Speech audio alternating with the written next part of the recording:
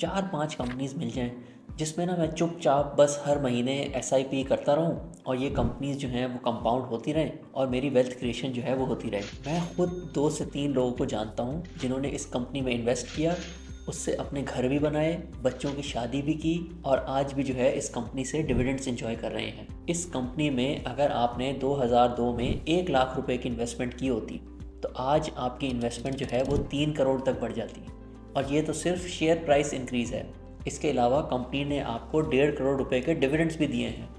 इस टाइम में पाकिस्तान में जितनी डीवैल्यूएशन, जितनी इन्फ्लेशन, सुपर टैक्स, इस तरह की जितनी भी कॉस्ट इंक्रीजेज हुई, कंपनी ने पास ऑन कर दी। ये होता है अमेजिंग बिजनेस, जिसमें उसके कस्टमर्स भी उससे खुश हैं, उसके इन्वेस्टर्स भी उससे खुश हैं और उसके एम्प्लॉयज़ भी उससे खुश हैं।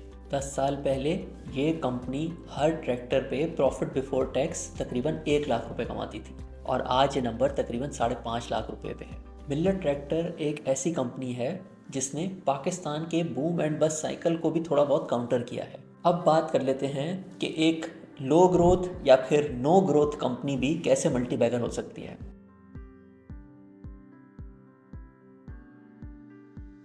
अस्सलाम वालेकुम, welcome back to the channel. This is Abdul Rahman, आपका इन्वेस्टिंग फ्रेंड। क्या आप हमेशा सोचते रहते हैं कि काश कोई ऐसी 4-5 कंपनीज मिल जाएं जिसमें ना मैं चुपचाप बस हर महीने एसआईपी करता रहूं और ये कंपनीज जो हैं वो कंपाउंड होती रहें और मेरी वेल्थ क्रिएशन जो है वो होती रहे। मैं खुद 2 से 3 लोगों को जानता हूं जिन्होंने इस कंपनी में इन्वेस्ट किया, उससे अपने घर भी बनाए, बच्चों की शादी भी की और आज भी जो है इस कंपनी से डिविडेंड्स एंजॉय कर रहे हैं। इस कंपनी में अगर आपने 2002 में 1 लाख रुपए की इन्वेस्टमेंट की होती तो आज आपकी इन्वेस्टमेंट जो है वो 3 करोड़ तक बढ़ जाती। और ये तो सिर्फ शेयर प्राइस इंक्रीज़ है। इसके अलावा कंपनी ने आपको 1.5 करोड़ रुपए के डिविडेंड्स भी दिए हैं। वाकई कमाल कंपनी है। आज हम बात करेंगे पाकिस्तानी फार्मर्स की पसंदीदा ब्रांड मिल्लर ट्रैक्टर्स की। 1992 की प्राइवेटाइजेशन में इस कंपनी को इसके एम्प्लॉयज़ ने बाय आउट किया और इतना अमेजिंग काम किया कि आज इस कंपनी की जो वैल्यू है वो 100 अरब रुपए से भी ज़्यादा है। इस सब वेल्थ क्रिएशन के पीछे क्या राज छुपे हैं, आज डिटेल में डिस्कस करेंगे। साथ ही साथ इस पर भी बात करेंगे कि क्या ये जो वेल्थ क्रिएशन की जर्नी है ये ऐसे ही कंटिन्यू रहेगी इस कंपनी में। इसके साथ साथ आपको मिल्लर ट्रैक्टर्स की फेयर वैल्यू के बारे में भी बताएंगे और उन चीज़ों पे भी डिस्कशन करेंगे जो कि इस कंपनी का जो फ्यूचर है उस पर सवालिया निशान खड़ा कर सकती हैं। मिल्लर ट्रैक्टर्स के अमेजिंग मल्टीबैगर होने का सबसे इम्पॉर्टेंट रीज़न 95% लोकलाइजेशन। पाकिस्तान की ट्रैक्टर इंडस्ट्री में ऑलमोस्ट जितने भी पार्ट्स हैं वो पाकिस्तान में ही बनते हैं, यहाँ तक कि इंजन्स भी यहीं तैयार होते हैं। इस लोकलाइजेशन की वजह से पाकिस्तानी ट्रैक्टर्स की जो प्राइस है वो ग्लोबली काफ़ी ज़्यादा कम्पेटिटिव है। हाँ, ये बात ज़रूर है कि पाकिस्तानी ट्रैक्टर्स में थोड़े से फीचर्स कम होते हैं, लेकिन हमें उसके साथ साथ ये बात भी याद रखनी चाहिए कि पाकिस्तानी फार्मर्स के लिए कॉस्ट एक बहुत सेंसिटिव टॉपिक है। पाकिस्तानी ट्रैक्टर्स की कॉस्ट पर हॉर्स पावर जो है डॉलर्स में काफ़ी ज़्यादा कम है, इवन चाइना और बेलारूस से भी कम है। और इस एडवांटेज की वजह से कंपनी के पास आ जाती है प्राइसिंग पावर, यानी कि जो इम्पोर्टेड ट्रैक्टर्स हैं उनके मुकाबले में मिल्लत और फिएट के जो ट्रैक्टर्स हैं उनकी प्राइस काफ़ी ज़्यादा कम है। इवन दो इम्पोर्टेड ट्रैक्टर्स पे बहुत ज़्यादा ड्यूटीज़ भी नहीं है। इसका मतलब ये है कि पाकिस्तान में अगर कभी भी डीवैल्यूशन हो जाए या रॉ मटेरियल्स महंगे हो जाएं या टैक्स इंक्रीज़ हो जाए तो मिल्लत ट्रैक्टर्स के पास ये पावर है कि ये अपना ट्रैक्टर जो है उसकी प्राइस थोड़ी सी बढ़ा सकते हैं और ये नंबर्स में भी शो होता है। अगर आप 2008 में देखेंगे तो ये कंपनी पर ट्रैक्टर प्रॉफिट बिफोर टैक्स जो है तकरीबन 40,000 रुपये कमाती थी। यही प्रॉफिट बिफोर टैक्स जो है 2018 में 1.5 लाख तक पहुंच गया और 2024 में यही नंबर जो है 5.5 लाख रुपए तक पहुंच गया। ये होती है प्राइसिंग पावर। इस टाइम में पाकिस्तान में जितनी डीवैल्यूएशन, जितनी इन्फ्लेशन, सुपर टैक्स, इस तरह की जितनी भी कॉस्ट इंक्रीजेज हुई, कंपनी ने पास ऑन कर दी। ये होता है अमेजिंग बिजनेस, जिसमें उसके कस्टमर्स भी उससे खुश हैं, उसके इन्वेस्टर्स भी उससे खुश हैं और उसके एम्प्लॉयज़ भी उससे खुश हैं। दूसरा राज मिल्लर ट्रैक्टर के मल्टीबैगर बनने का, and that is negative cash cycle. यानी कि फार्मर्स जो हैं ज़्यादातर ट्रैक्टर ख़रीदने के लिए एडवांस पेमेंट करते हैं और उसी एडवांस पेमेंट से कंपनी जो है अपने वेंडर्स को ऑर्डर देती है और जब वो ऑर्डर कंप्लीट हो जाता है तो उनको कैश पेमेंट कर देती है। यानी कि बिज़नेस चलाने के लिए कंपनी को अपना कैश इन्वेस्ट करने की ज़रूरत नहीं है, अनलेस कोई बहुत ही अनफॉर्चुनेट सर्कमस्टांसेस आ जाएं। यही वजह है कि कंपनी ने पिछले काफ़ी ज़्यादा सालों में 100% डिविडेंड पे आउट किया है। यानी कि जितना कमाया सब शेयर होल्डर्स में बांट दिया, क्योंकि इस बिज़नेस को चलाने के लिए कंपनी की तरफ से अपनी इन्वेस्टमेंट की रिक्वायरमेंट ही नहीं है। कोई और अगर नॉर्मल बिज़नेस होता, लेट्स से वो अपने कस्टमर से 2 महीने बाद पैसे कलेक्ट करता है, तो अगर पिछले 10-20 सालों में इन्फ्लेशन की वजह से उनकी सेल 1 अरब से बढ़ के 10 अरब रुपए तक चली जाती, तो जो 2 महीने का क्रेडिट है वो भी 200 मिलियन से 1.5 अरब रुपए तक पहुंच जाता। और ये जो एडिशनल इन्वेस्टमेंट होती ऑफ 1.25 अरब रुपए, ये कंपनी को खुद अरेंज करनी पड़ती to expand the business. Negative cash cycle का मतलब होता है कि बिजनेस जितना भी बड़ा हो जाए, उसको चलाने के लिए आपको एडिशनल इन्वेस्टमेंट की, वर्किंग कैपिटल की रिक्वायरमेंट नहीं होगी। और दुनिया के जो अमेजिंग बिजनेसेस हैं जैसे कि अमेज़ॉन, एप्पल, ये सब नेगेटिव कैश साइकिल बिजनेस हैं। अमेज़ॉन में जब आप ऑर्डर प्लेस करते हैं तो आपसे कैश फ़ौरन कलेक्ट हो जाता है और फिर वो अपने वेंडर्स को 1-2 महीने बाद पेमेंट करते हैं। इसी तरीके से जब नया आईफोन लॉन्च होता है तो अभी डिलीवरीज भी स्टार्ट नहीं होती, फिर भी लोग बुकिंग करा लेते हैं, पेमेंट पहले कर देते हैं। और शायद एप्पल अपने वेंडर्स को 2 से 3 महीने बाद पेमेंट करता होगा। तो 100 ऑर्डर्स आएँ एप्पल के आईफोन के या 10,000 ऑर्डर्स आएँ, उनको एडिशनल कैश नहीं चाहिए for the expansion of the business. Millet tractor की वेल्थ क्रिएशन जर्नी का तीसरा राज, और ये है मार्केट शेयर। अर्ली 2000s में अलगाजी ट्रैक्टर यानी कि फिएट ब्रांड जो है, उनके ट्रैक्टर्स मिल्लेट ट्रैक्टर से ज़्यादा बिकते होते थे। और फिर लेट 2000s यानी कि तकरीबन 2009 तक ये मार्केट शेयर जो है वो 50-50% तक आ गया। और फिर 2013-2014 ऑनवर्ड्स मिल्लेट ट्रैक्टर्स ने 60% प्लस मार्केट शेयर ले लिया, जो कि आज भी कायम है। आज तकरीबन हर फिएट ट्रैक्टर पे 2 मिल्लेट ट्रैक्टर के जो ट्रैक्टर्स हैं वो बिकते हैं। सो ये जो वेल्थ क्रिएशन की जर्नी है लास्ट 20 ईयर्स की, इसके जो फर्स्ट 10 ईयर्स थे उसका थीम था pricing power plus market share, और जो लास्ट 10 ईयर्स थे उसका थीम था प्राइसिंग पावर। पिछले 10 सालों में ट्रैक्टर इंडस्ट्री और मिल्लेट ट्रैक्टर्स जो ट्रैक्टर सेल करता था उसमें बहुत ज़्यादा ग्रोथ नज़र नहीं आई, लेकिन फिर भी ये एक अमेजिंग मल्टीबैगर बन गया। और यहाँ बहुत ज़्यादा लोग गलती करते हैं, सोचते हैं कि मल्टीबैगर कंपनीज तो वही होती हैं जो बहुत ज़्यादा ग्रोथ करती हैं और एक के बाद एक प्लांट लगा रही होती हैं। और आगे हम इस वीडियो में आपको शो भी करेंगे हमारे मल्टीबैगर फ्रेमवर्क के हिसाब से कि कैसे ये कंपनी बाकी चीज़ों को कॉम्पनसेट करके ग्रोथ के बगैर भी एक मल्टीबैगर बन गई। 10 साल पहले ये कंपनी हर ट्रैक्टर पे प्रॉफिट बिफोर टैक्स तकरीबन 1 लाख रुपए कमाती थी, और आज ये नंबर तकरीबन 5.5 लाख रुपए पे है।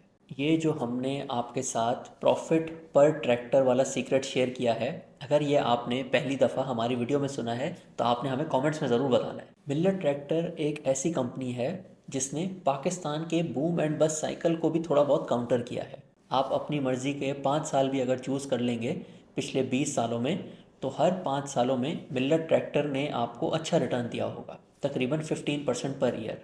यानी कि जो स्टॉक मार्केट की उतार चढ़ाव भी चलती रहती है, क्योंकि पाकिस्तान एक एग्रीकल्चर इकॉनमी है और इस कंपनी के पास प्राइसिंग पावर है, तो ये बूम बस साइकिल को भी थोड़ा बहुत काउंटर कर लेती है। नेक्स्ट हम डिस्कस करेंगे कि मिल्लेट ट्रैक्टर्स की फेयर वैल्यू कैसे डिटरमिन करते हैं।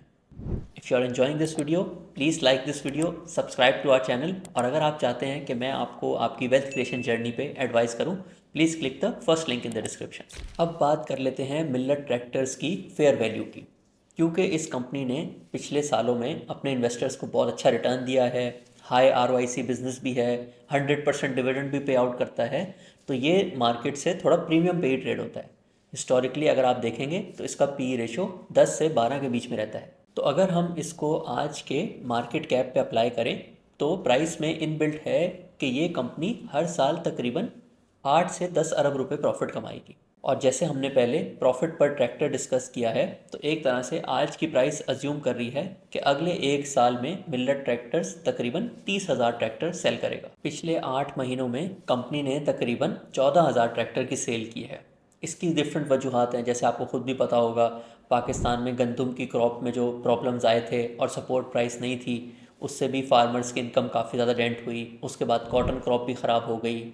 इसके साथ साथ बजट में सेल्स टैक्स के भी प्रॉब्लम चल रहे थे, लेकिन फिर उसके बाद पंजाब गवर्नमेंट ने एक 10,000 ट्रैक्टर्स की स्कीम भी लेकर आई थी। तो इस वजह से पिछले 8 महीनों में जो सेल है वो हिस्टोरिकली काफ़ी कम है। लकीली हर महीने जो है, शुरू के 10 दिनों में ही पिछले महीने में कितने ट्रैक्टर सेल हुए हैं ये डेटा जो है वो पब्लिक के लिए अवेलेबल हो जाता है। साथ ही साथ हमने आपको ये भी बता दिया कि प्रॉफिट पर ट्रैक्टर आप अकाउंट से आसान तरीके से कैसे देख सकते हैं।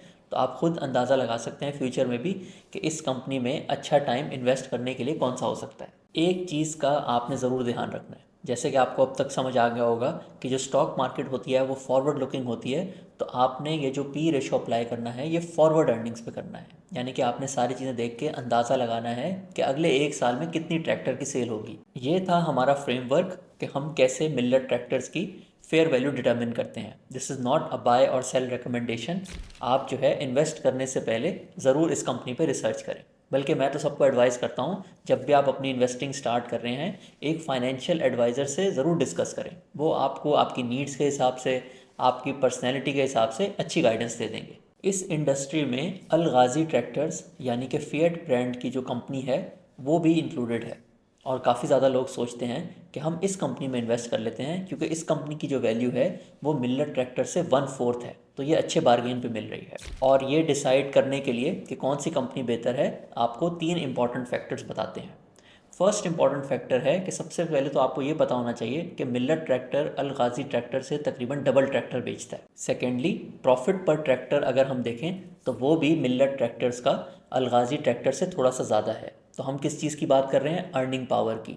इवन दो अल गाज़ी ट्रैक्टर्स का भी प्रॉफिट पर ट्रैक्टर जो है वो पिछले 2-3 क्वार्टर्स में इम्प्रूव हो रहा है, बट यहाँ भी मिलर ट्रैक्टर्स थोड़ा सा आगे है। और third and very important aspect जो काफ़ी लोग मिस कर देते हैं वो ये होता है कि क्योंकि मिलर ट्रैक्टर एक हाई आरओआईसी कंपनी है, इसने इन्वेस्टर्स को पिछले टाइम में बहुत अमेजिंग रिटर्न्स भी दिए हैं, तो ये एक हाई पी रेशो पर ट्रेड होगा और हो सकता है फ्यूचर में भी ऐसा ही होता रहे। तो अगर इन सारी चीज़ों को कंबाइन कर लें तो first, Millat tractor double tractor sell करता है, उनका प्रॉफिट पर ट्रैक्टर भी थोड़ा सा ज़्यादा होता है और इनका पी रेशो अल गाज़ी ट्रैक्टर्स के मुकाबले में भी तकरीबन 50% ज़्यादा होता है। तो अगर तो फ्यूचर में ये सारी चीज़ें ऐसे ही रहती हैं, यानी कि कंपनीज़ के प्रॉफिट पर ट्रैक्टर जो है उसमें भी मिलर ट्रैक्टर आगे रहता है, ये ट्रैक्टर्स भी ज़्यादा सेल करते हैं, मार्केट शेयर में भी कोई चेंज नहीं आता और कंपनी के जो हाई आरओआईसी एलिमेंट्स हैं वो भी ऐसे ही बरकरार रहते हैं, तो हो सकता है ये जो 4 टाइम्स का प्राइस डिफरेंस है इन मार्केट कैप ये जस्टिफाइड हो।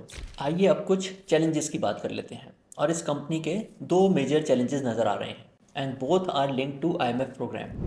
फर्स्ट ये है कि आईएमएफ प्रोग्राम में आपने एग्रीकल्चर सपोर्ट प्राइसेस जो है वो ख़त्म करनी है, और सेकेंडली जैसे कि पिछले दिनों में एग्रीकल्चर इनकम पे टैक्स भी अप्लाई हो गया है। सपोर्ट प्राइसेस की वजह से जो एग्रीकल्चर इकोनॉमी में चेंजेस आ रही हैं, हो सकता है अगले 1 से 2 साल कंपनी को थोड़े से चैलेंजेस फेस करने पड़े। और जहाँ तक इनकम टैक्स की बात है तो उस पर कंपनी का मानना है कि हम जिन फार्मर्स को ये ट्रैक्टर सेल करते हैं वो बिल्कुल लो इनकम कैटेगरी में आते हैं और उन पे जो टैक्स रेट अप्लाई हुआ है उसकी परसेंटेज भी काफ़ी ज़्यादा कम है। तो अगर तो नेचुरली एग्रीकल्चरल इकोनॉमी में रिटर्न्स अच्छे रहते हैं फार्मर्स के, तो हमारे ट्रैक्टर्स पे बहुत ज़्यादा इम्पैक्ट नहीं आएगा। सपोर्ट प्राइस की चेंज की वजह से जो एग्रीकल्चरल इकोनॉमी में शॉक्स आ रहे हैं उसमें हम अगर हिस्टोरिकली देखें तो क्योंकि एग्रीकल्चर पाकिस्तान इकॉनमी के लिए बहुत ज़्यादा इंपॉर्टेंट होता है, फार्मर्स को भी प्रोटेक्ट करना होता है, इसके साथ साथ अगर क्रॉप फेलियर होता है तो उससे इंडस्ट्री भी अफेक्ट होती है और फिर पाकिस्तान का इंपोर्ट बिल भी बढ़ जाता है। तो जब भी किसी साल में अगर फ्लड्स आ जाएं या किसी भी वजह से फार्मर्स की क्रॉप जो है वो ख़राब हो जाए, तो बहुत अच्छे चांसेस होते हैं कि अगले साल में या उससे अगले साल में कोई ना कोई गवर्नमेंट की स्कीम आ जाती है टू प्रमोट एग्रीकल्चर, और उसमें ज़रूर ट्रैक्टर स्कीम भी इंक्लूडेड होती है। तो अगर फार्मर्स चैलेंजेस फेस कर भी रहे हों तो हुकूमत पाकिस्तान जो है वो उनको सपोर्ट करने के लिए आ जाती है, जैसे कि पिछले महीनों में गवर्नमेंट ऑफ पंजाब ने 10,000 ट्रैक्टर्स की स्कीम लॉन्च की थी। सो इन सारी चीज़ों को माइंड में रखते हुए थोड़ा सा मुश्किल लग रहा है कि इस इंडस्ट्री को एक प्रोलॉन्ग्ड 3 से 5 साल का रिसेशन फेस करना पड़े।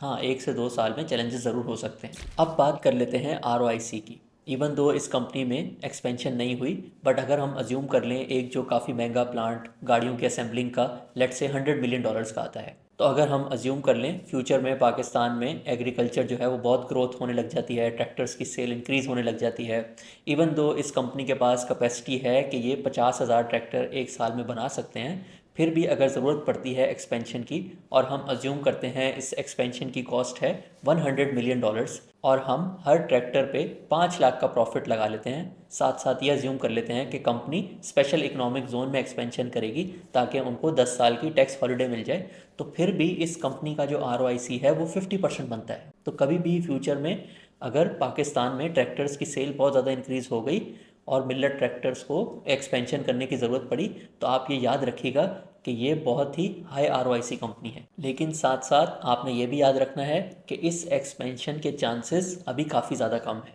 अभी कंपनी तकरीबन जो है हर साल 20,000 ट्रैक्टर सेल कर रही है। अगर ये 30,000 पे भी चला गया, 40,000 पे भी चला गया, तो आपको याद रखना है कि कंपनी के पास ऑलरेडी कैपेसिटी है 50,000 ट्रैक्टर्स बढ़ाने की। अगर डिमांड इससे भी ज़्यादा बढ़ जाती है तो फिर एक्सपेंशन की ज़रूरत होगी। मिलर ट्रैक्टर अपने टैक्स के केसेस की वजह से भी काफ़ी मशहूर है। आप भी यकीनन देखते रहते होंगे कि कभी कोई अनाउंसमेंट आती है और कंपनी की शेयर प्राइस ऊपर नीचे हो जाती है, और आप भी इसमें बहुत ज़्यादा कंफ्यूज हो जाते हैं कि असल में मामला क्या है। असल में इसमें दो चीज़ें हैं। एक है कि क्योंकि गवर्नमेंट इसमें काफ़ी ज़्यादा इन्वॉल्व है, हमेशा कोई ना कोई ट्रैक्टर की सब्सिडी स्कीम आती रहती है। फिर कोई ऐसी कंडीशंस आ जाती हैं कि आपने सिर्फ फार्मर्स को सेल करना है, तो इन पे फिर बाद में कभी केस बन जाता है कि आपने फार्मर्स को सेल नहीं किया, आपने दूसरे इंडिविजुअल्स को सेल कर दिया, इसलिए आपकी सब्सिडी नहीं बनती। तो एक इस तरह के केसेस हैं जिस पे कंपनी कहती है कि हमारे पास सारे दस्तावेजात मौजूद हैं कि हमने फार्मर्स को ही सेल किया है। दूसरा case related to pricing power होता है। इस इंडस्ट्री में आपने देखा होगा सेल टैक्स भी काफ़ी ज़्यादा ऊपर नीचे होता रहता है, फिर कंपनी भी अपनी प्राइस काफ़ी ज़्यादा ऊपर नीचे करती है। तो एक दफ़ा ऐसा हुआ था आई थिंक 2020 में कि एक बहुत बड़ा ऑर्डर था कोई 400-500 ट्रैक्टर का, और फिर उसी ऑर्डर को कंप्लीट करने से पहले कंपनी ने प्राइस बढ़ा दी। तो वो कस्टमर जो था वो फिर कोर्ट में चला गया और उन्होंने कहा कि मुझे तो पुरानी प्राइस पे ही ट्रैक्टर चाहिए। तो ये दो टाइप्स ऑफ केसेस हैं जो कंपनीज़ के ऊपर हैं। लेकिन आपको साथ ये भी समझना होगा, अगर इन सारी केसेस की टोटल वैल्यू भी एक्यूमुलेट कर लें तो वो less than 10% of the company है। अब बात कर लेते हैं कि एक लो ग्रोथ या फिर नो ग्रोथ कंपनी भी कैसे मल्टी बैगर हो सकती है। तो आप अपनी स्क्रीन पे हमारा जो मल्टी बैगर फ्रेमवर्क है उसको देख सकते हैं। इस फ्रेमवर्क के थ्रू आप ग्रोथ, उनकी प्राइसिंग पावर और उनके जो डिविडेंड्स हैं उनको ब्रेक डाउन कर सकते हैं कि मैं कैसे 25% मल्टी बैगर ढूंढ सकता हूँ। और इस कंपनी के केस में जो प्रॉफिट पर ट्रैक्टर है यानी कि प्राइसिंग पावर, वो हर साल तकरीबन 15% कंट्रीब्यूट कर रही है। हर 5 साल में तकरीबन ये डबल हो जाती है। और इसके साथ साथ जो कंपनी तकरीबन 10% डिविडेंड दे रही होती है, वो दोनों मिला के ये 25% मल्टी बैगर बन जाता है। सो आज हमने मिलर ट्रैक्टर्स पे डिटेल में बात की। इस कंपनी की अमेजिंग वेल्थ क्रिएशन जर्नी के पीछे जो सीक्रेट सॉस है उसके बारे में भी आपको डिटेल में एक्सप्लेन किया। इसके साथ साथ इस कंपनी को ट्रैक कैसे करना है और फ्यूचर में क्या चैलेंजेस हो सकते हैं इस पे भी बात की। अगर आप भी ये सब सीखना चाहते हैं for every company every sector in easy stepwise approach, pre register for our investing master class on our website. आपकी इस प्री रजिस्ट्रेशन से हमें बहुत मदद मिलती है ताकि हम अपना 10,000 एक्सपर्ट रिटेल इन्वेस्टर्स की जो आर्मी बनानी है, हम उस मिशन तक जो है वो पहुंच जाएं। और अगर आप चाहते हैं कि मैं आपको आपकी वेल्थ क्रिएशन जर्नी पे एडवाइस करूं तो click the first link in the description. और आज की सबसे इम्पॉर्टेंट बात, ये बात आपने लिख लेनी है। अगर आपने अपनी ज़िंदगी में कुछ भी बड़ा करना है तो सिर्फ सीखने और समझने के बाद आपने एक्शन भी लेना होता है। एक्शन के बगैर कुछ नहीं होता। तो आज आपने हमें कमेंट्स में बताना है कि इस वीडियो को देखने के बाद आपने एक्शन क्या लिया। अस्सलाम वालेकुम everyone, this is Abdul Rahman, आपका investing friend. And the wait is finally over. और 3 महीने के गैप के बाद and after a lot of requests we are relaunching our advisory services, ताकि आप भी हमारे एग्जिस्टिंग मेंबर्स की तरह अमेजिंग रिटर्न्स कमा सकें on your savings. Registrations are now open on our website and we have launched bigger and better packages for all of you. और हम नेक्स्ट 1 वीक में ही आपके लिए एक मॉडल पोर्टफोलियो कंस्ट्रक्ट करने वाले हैं ताकि ये जो बुल मार्केट चल रही है उससे आप फौरन फ़ायदा उठा सकें। जैसे कि आपने ऑलरेडी सुना होगा कि PSX has been the best asset class globally in the last few months. पिछले 5 महीने में PSX के इंडेक्स ने 24% रिटर्न दिया है। But we have something even better for you. हमारे मेंबर्स ने इन्हीं लास्ट 5 मंथ्स में 33% रिटर्न कमाया है, यानी कि इंडेक्स के रिटर्न से भी 9% ज़्यादा। और ये in both normal model portfolio as well as sharia compliant model portfolio. In last 5 months में हमारे मॉडल पोर्टफोलियो के रिटर्न्स पाकिस्तान के टॉप म्यूचुअल फंड से भी ज़्यादा हैं। और हमारी जो एडवाइजरी सर्विसेज हैं वो ट्रेडिशनल एडवाइजरी सर्विसेज की तरह बिल्कुल नहीं है कि मैसेज कर दिया ये बेच दो ये खरीद लो। हम डिटेल में हर कंपनी जो भी मॉडल पोर्टफोलियो में होती है आपको एक्सप्लेन करते हैं A to Z, so you can invest with full confidence. और इसी कॉन्फिडेंस से आपको इतनी कन्विक्शन आती है कि आप अपनी हायर परसेंटेज ऑफ सेविंग्स जो हैं वो स्टॉक मार्केट में इन्वेस्ट करते हैं, which is the best wealth creating machine in Pakistan. We have launch 2 advisory packages, ताकि अगर आपका पोर्टफोलियो साइज स्मॉल भी है तब भी आप अमेजिंग रिटर्न्स कमा सकें। PSX पाकिस्तान की बेस्ट एसेट क्लास क्यों है and why it will give amazing returns in the next 2 to 3 years, along with हमारे जो 2 पैकेजेस हैं उनके फीचर्स हमने अपनी वेबसाइट पे एक शॉर्ट वीडियो में एक्सप्लेन किए हुए हैं। जैसे कि हमने आपको बताया, because there is a lot of interest in are advisory services, हम नेक्स्ट वीक में ही आपका मॉडल पोर्टफोलियो कंस्ट्रक्ट करेंगे, ताकि ये जो बुल मार्केट चल रही है उससे आप फुल फायदा उठा सकें। Thank you everyone and looking forward to creating lots of wealth together. See you all soon in the model portfolio call. Take care, अल्लाह हाफिज। And now it's time to reveal the winner of our last video question. और last video के winner हैं सैयद उस्मान। इन्होंने बड़े अच्छे तरीके से अपनी स्ट्रैटेजी एक्सप्लेन की कि अभी जिस कंपनी के पास एडवांटेज है ये उसमें जो है इक्वल पार्टनर बने हुए हैं, और फ्यूचर में अगर ये चीज़ें चेंज हुई तो ये फिर अपनी इन्वेस्टमेंट को सही जगह पे लगा देंगे। और आज का question is related to Millat Tractors. सबसे पहले आपने हमें कमेंट्स में बताना है कि आपने मिल्लर ट्रैक्टर्स अपने पोर्टफोलियो में रखा हुआ है, और अगर मिल्लर ट्रैक्टर्स आपके पोर्टफोलियो में नहीं है तो आपने यकीनन पिछले कुछ सालों में इसमें ज़रूर इन्वेस्ट किया होगा। तो आपने अपनी ये जो जर्नी है हमसे कमेंट्स में शेयर करनी है। इसके अलावा आपने हमसे ये भी शेयर करना है कि आपके हिसाब से मिल्लर ट्रैक्टर्स की जो वेल्थ क्रिएशन जर्नी है ये अगले कुछ सालों में भी कंटिन्यू रहेगी या इसमें कुछ मसले मसाइल भी आ सकते हैं। The best and most detailed answer in the next 72 hours will win a cash prize of ₹5000। ये वीडियो हम अपने चैनल की playlist companies explained in detail for retail investors में ऐड कर देंगे। इसके अलावा हमारे चैनल पे 2 मज़ीद अमेजिंग प्लेलिस्ट मौजूद हैं जिसमें हमने डिफरेंट सेक्टर्स को एक्सप्लेन किया हुआ है, और उसके साथ साथ जो इंपॉर्टेंट इन्वेस्टिंग कॉन्सेप्ट्स हैं जो आपको पता होने चाहिए वो भी एक्सप्लेन किए हुए हैं। तो आप ये प्लेलिस्ट ज़रूर चेकआउट करें and fast track your wealth creation journey. उम्मीद है आज की वीडियो आपको पसंद आई होगी, और अगर इस वीडियो ने आपको मिल्लर ट्रैक्टर अंडरस्टैंड करने में हेल्प किया तो आपने हमें कॉमेंट्स में ज़रूर बताना है। दिस इज़ अब्दुल रहमान, और इंशाल्लाह नेक्स्ट वीडियो मुलाकात होगी।